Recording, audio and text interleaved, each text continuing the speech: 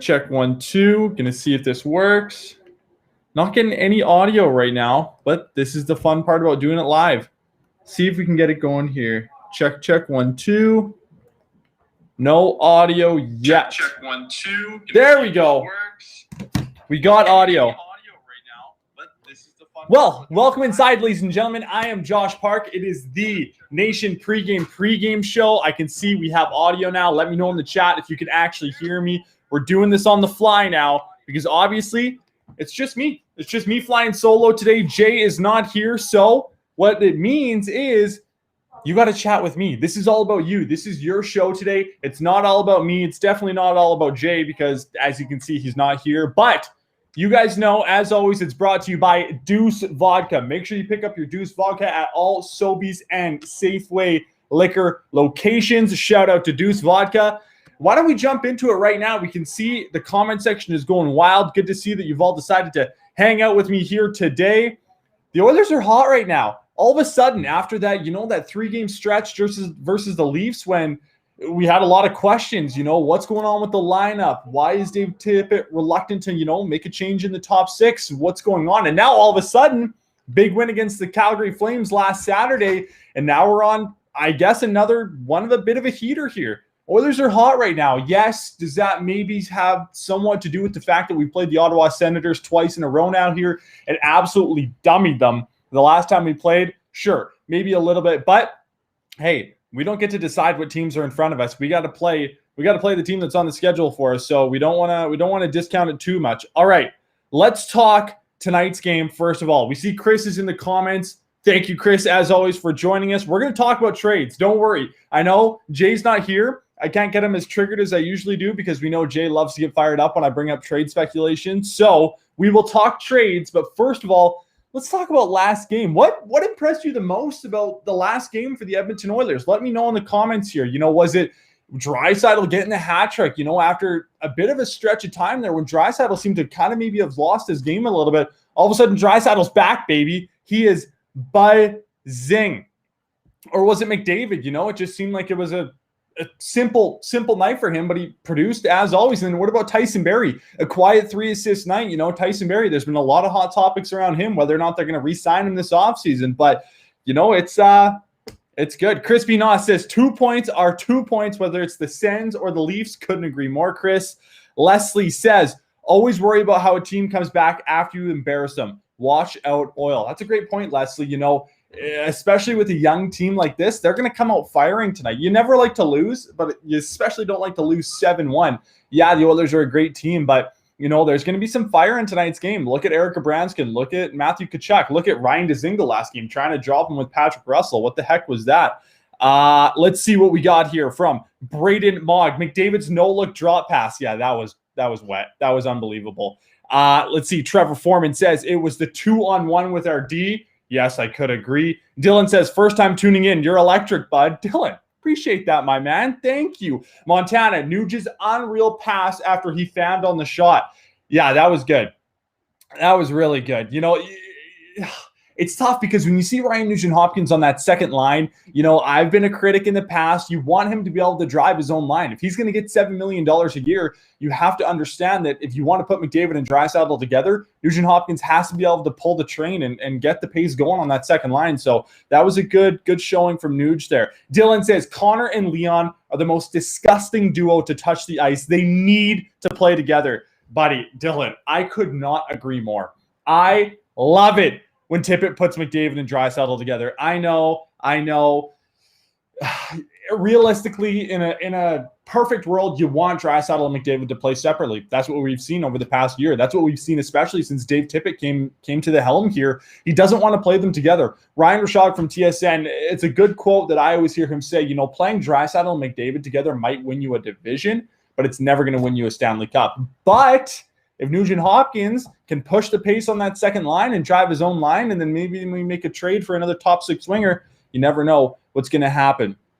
Leslie says, a calm control to a player. The Oil took time and were controlled during that game. Yes, I would agree. Tegan says, why does DT favor Smith over the Big Fin? Tegan, to put it briefly and frankly, Mike Smith is the better goalie on this team right now. I think a lot of people have been critical of Dave Tippett in the past, and especially this season, because he really does kind of just not falter, but he elects to go with Mike Smith a lot of the time over Mikko Koskinen. But if you look at Mike Smith's numbers this year, this is not a 1A, 1B situation anymore. Mike Smith is the number one goalie on this team. He is right now, the way he's playing, he's a top 4 goalie in the NHL when it comes to save percentage for goaltenders that have started 10 or more games. So, I don't think it's a matter of, Dave Tippett's going with his guy. Dave Tippett loves Mike Smith. He's always going to go to him back to their Arizona days. No, any good head coach is going to play Mike Smith in this situation. He's on a bit of a heater right now, so why would you not go back to the hot hand?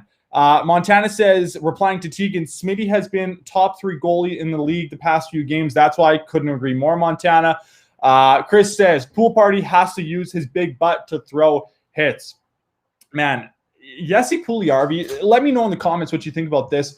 Is it unfair to say that Jesse Puljujarvi is probably the second best player the first best player on the second line right now? I love Ryan Nugent-Hopkins. That pass last game was unbelievable, but when you look at the whole sample size of that game against Ottawa last game, Jesse Puljujarvi's electric, man. Just his willingness to get in on the forecheck and just what he brings to the table when it comes to his shot, his speed, using his big booty.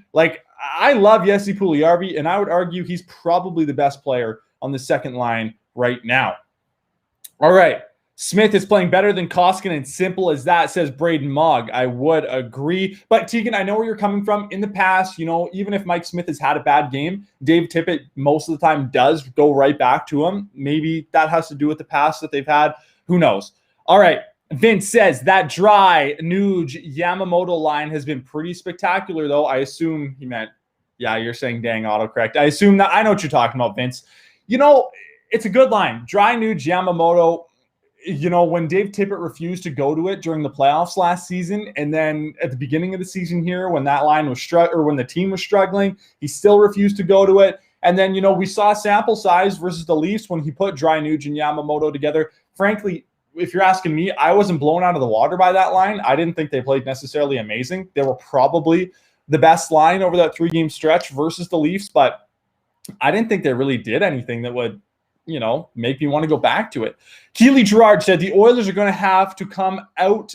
The Oilers are going to have to come out of the gates quick tonight because the Oilers are going to expect the Sens to come out and push back right off the start. Keely, I would agree. If you're the Sens tonight, you want to get in on the Oilers physically early. I expect the Sens to play an aggressive game tonight. They know that if they sit back and try to play defense against this team and they try to set up a Barry Trotz trap in the neutral zone, they're never going to win against the Oilers. They have too much firepower up front in the top 6. Their defenders, they skate the puck too well. So if you're the Sens, really, you got to get on the Oilers early tonight and you got to play a physical game. If you're Tkachuk, you got to play like your brother tonight. You got to get out there and just start mucking it up in the corners. But I would argue Brady's already a better player than Matthew, but I digress. Dylan T. Crow says, everybody watch the end of the game when Smith wins versus when Kosk wins. The players love and trust Smith way more. Smith's the better goalie, hands down. Koski needs to be on the taxi squad for a reality check when Stalock gets ready. Dylan, as always, bringing the heat in the chat. Steven says, you think Klefbom tried to rehab like Connor did and it didn't work? Why so late on surgery? Steven, this has been an ongoing injury for Oscar Klefbom, with the arthritis, and it's very different, the arthritis in the shoulder, because you can't really rehab that. It's essentially something that either is going to go away or you're going to have to get surgery on it. Listen, I'm not a doctor. I might be completely wrong there, but I think literally it got to the point for Klefbom where he had one of two choices. It's either you play through this pain for the rest of your life and then maybe, sabotage even a good quality of living in the future, or you get surgery on it. So, we love Klefbom here. We support him. We hope and pray that the surgery goes well for him and that he can come out and play on this team again next season. Trevor Foreman, get him on the power play unit. He has to be in front. I assume you're talking about Jesse Puljujarvi. Gabriel says, bring Superfan Magoo on your show. I should. Superfan Magoo, if you want to be on the show, I'd love to have you. Chris says Pool Party has been the most consistent player this year. Cody says love Yessie. I would agree. Leslie says Smith coaching a young D from the net, running the show from the back end. Dwayne, Pool Party is one of the best forecheckers this team has. I would agree. Bryce, let's get Eric Stahl and bring Holloway up and go for a good run. That's interesting. I've heard this conversation going on in the Edmonton media the last few days. Do we think that Dylan Holloway is going to get an opportunity with this Edmonton Oilers team this year? I'd like it. I don't know. Let me know what you guys think. Do you want to see Holloway maybe get a game or two this season? I do. I like his game. Keeley says, the Oilers have to win the small puck battles tonight. I would agree. Chris says, I would love to see Raquel McDavid pool party, Nuge Dry Yamamoto. Raquel, former 34 goal scorer with the Anaheim Ducks, especially, you look back on that 16 playoff run, how much Raquel brought to that team. Yeah, it would cost a lot. Let's think about that, though, Chris. If you want to get Rickard Raquel on this team, it's likely going to cost you Dylan Holloway. Greg says, are Ottawa's 2 injuries from last game back tonight? Greg, I'm not actually sure. I can look up the lines in a few minutes. I don't know right now. Chris says, no, White and Dzingel are out. There you go.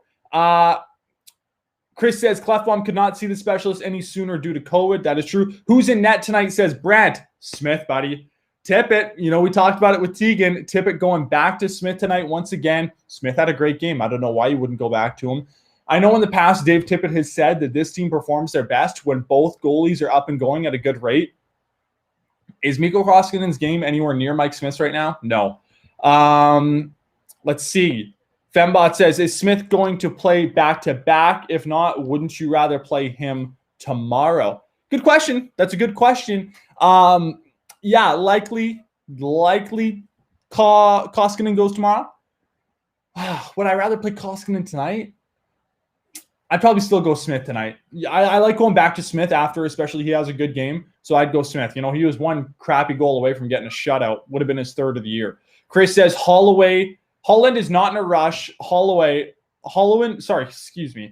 will not rush Holloway, but he will be in the AHL. It's going to be up to Dylan at this point because Dylan's going to have an opportunity here. If he wants to play one more year college, he can go back to Wisconsin next year and play another year for the Badgers. If he chooses to go pro, as soon as he's done with the playoffs here in the Frozen Four, I'm not sure if they're doing the Bean Pot this year, but I digress. As soon as he's done, he's going to have an opportunity to turn pro if he wants and immediately go to the Bakersfield Condors. So we'll keep an eye on that. Brand says back-to-back games for Smith. No, we predict that Koskinen likely goes tomorrow.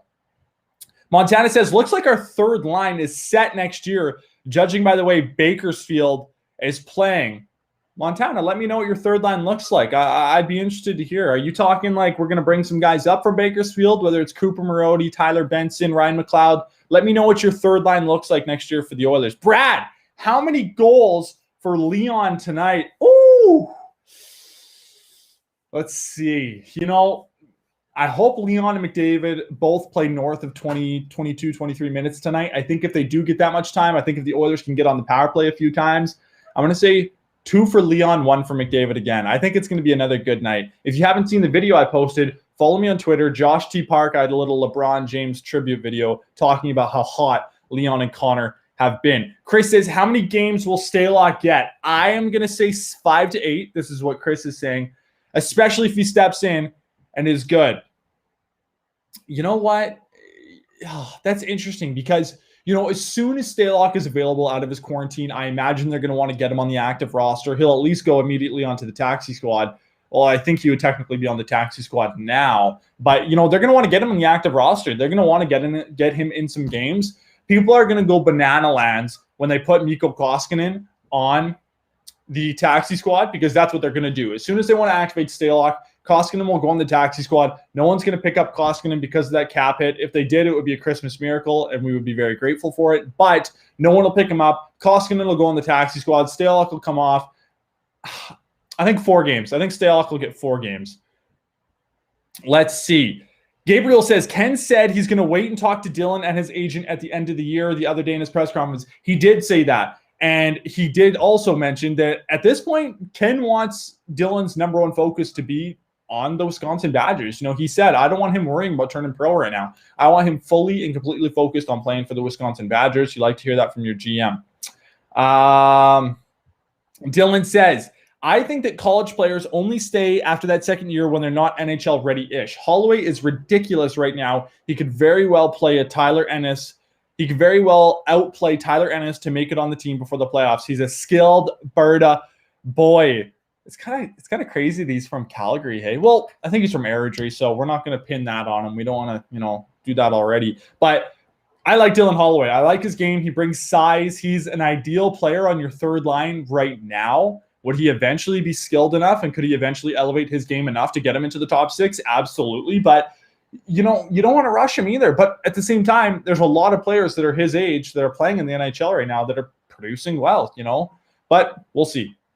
Montana, or let's go to Steven first. How much did they have last game? Didn't play too much in the third, bench for being too good. I know, Steven, that's the toughest thing, is that especially at the end of the game there, when you're pounding a team, your third or your top lines are never going to play very much in the third period. So I don't know the exact numbers. I imagine they probably played around 20 minutes last game, but if it's a tighter game tonight, they could end up playing more. Montana's ideal third line next season: Benson, McLeod, Marody, or Holloway.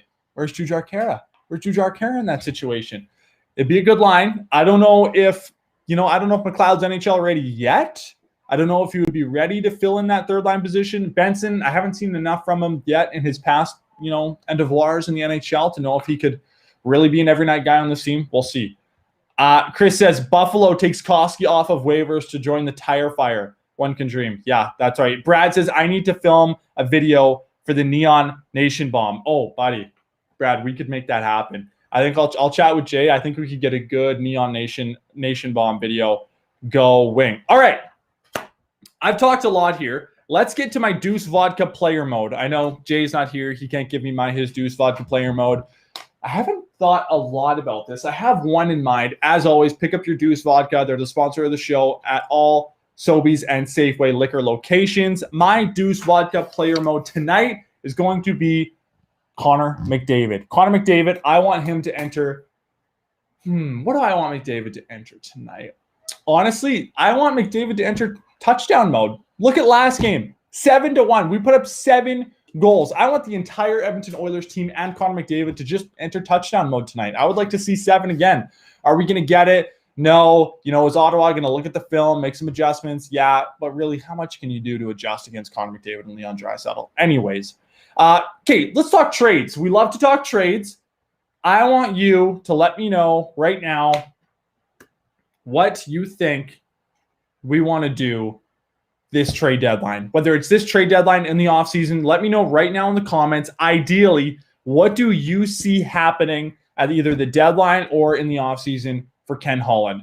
First of all, let's get to some comments here. Brad says Deuce is on sale at Sobeys. Go pick up your Deuce Vodka. Dylan says, what did Dylan say here? Give me a second here. He says, ew, Khaira on the third line. I don't think he can keep this up forever, especially when we're going to be playing a regular season schedule next season. I'm a Khaira truther, man. I love Khaira. Don't hate on me, Chris, and don't hate on me, Dylan, for that. But I like Khaira. What can I say? Okay, let's talk. Can you get Nation Beer in Grand Prairie? I'm not actually sure, Chris. That would be a question for Jay. Tag him on Twitter. Okay, let's talk trades. I love trade speculation. I love talking about what could happen for this team, what we could see in the future. First of all, Alex wants to keep Nuge forever. I'm going to say this.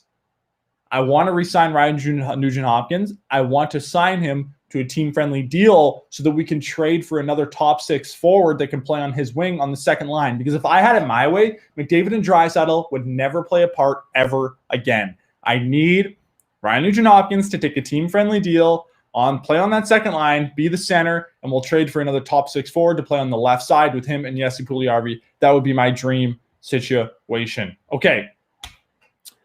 Braden Mogg says Jones and a 2022 second-round pick for a scoring winger. Braden Mogg, would you say like Jake DeBrusk? Maybe? Ricard Raquel? I don't know if that would get you Raquel. Probably not. Chris says Jones and a first for Raquel.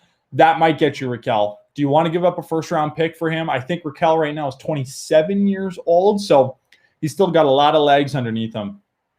And Dwayne says deadline and offseason are very different cap situations. Yes, they are very different cap situations. And going into that, Steven says, what would you give up for Stahl? We'd have to have either money going out or the Wild would have to retain, Buffalo would have to retain a lot of his salary. So, if we had to have some dollars going the other way, I don't know how you would end up doing that, but it'd probably end up being a second-round pick or something like that. Maybe some money going the other way, and then Buffalo would have to retain part of his salary. Brad says the hammer is here to stay. I couldn't agree more, Brad. The hammer is here to stay. We love Jujhar Khaira. And stop trying to get him off this team. I love Jujhar. Okay. Dwayne is replying to Chris saying money. Yes. Chris says add in Turris. Oh, it's sad. That Chris Turris, Kyle Turris, that whole experiment, it's unfortunate the way it didn't work out. When we traded for Turris, we always thought and we assumed that maybe he could be the answer on that 3C situation for us. Did it end up panning out? Not necessarily. Dylan says, Raquel's way too expensive for us right now. Yeah, I would agree. Sean says Bear will most likely be traded for a bottom 6 forward. Man, that's been a hot conversation in Edmonton the last few days. Jay and I had that conversation last pregame show. What's the future for Ethan Bear on this team? I know Elliot Friedman was on with Bob Stauffer either earlier today, or yesterday, saying the Oilers definitely should not be trading Ethan Bear. If Ethan Bear gets you a top 6 forward that's a 30-goal scorer, I would pull the trigger. Let's see. Dwayne says, I don't think Nuge can drive his own line. He's too weak in the slot. Dwayne, that's a hot take. Be careful in Edmonton saying stuff like that. People will come after you, but you have a point. Montana says, what about Sam Bennett? I hate the guy, but he would be nice for playoffs. Sam Bennett, he's an interesting player. I think he has potential upside, former 4th overall pick. He's a banger. He's physical. What I like him on the third line, he's not in my top 6, Sam Bennett. He might be a decent player on the third line. Good question. Okay, let's get a few more here, and then we're going to jet. Dylan says, I just want Khaira on the 4th line, okay? I can accept that, Dylan. But then where does Gaetan Haas go? Is Gaetan Haas on this team in the future? Let's see. Steven says, tourists for a bag of pucks or a case of beer. Tough call. Dana says, let's see here. Dana says, nope, not a chance. That is why we cannot spend huge money on him. I assume you're talking about Raquel. Christian says, Jones for Merzlikis. Yes, we actually heard that on 31 Thoughts with Elliot Friedman, that there was rumors that the Oilers might take a run at Elvis Merzlikis this offseason. Dylan says, the ultimate, okay. Let's talk score predictions for tonight. That's a lot of good trade talk. Let's quickly talk score predictions, and then we're going to call it. I think tonight's final score, I know I said it's going to be a big one. I want the Edmonton Oilers and Connor McDavid to enter touchdown mode. Let's see here. Realistically, Connor McDavid, I mentioned 1 goal for him, 2 goals for Leon Draisaitl. I think it's going to be a score of 5-2 for the Edmonton Oilers. That's my prediction. 5-2 for the Edmonton Oilers. Let me know in the comments right now, what do you think the final score for tonight's game is going to be? A couple other questions here. Let's see. Chris says we need a top 6 left winger. I absolutely agree. I think the Oilers are one big piece in the top 6 away from being a real contender. Realistically, you want to get that top 6 and set it. Where does Zach Kassian fit into the equation when he comes back healthy? But for me, I love Tyler Ennis. I think he's a skilled player to have in your bottom 6. I want Jake DeBrusk on this team, or just at least another left winger that can play on that left side of the second line.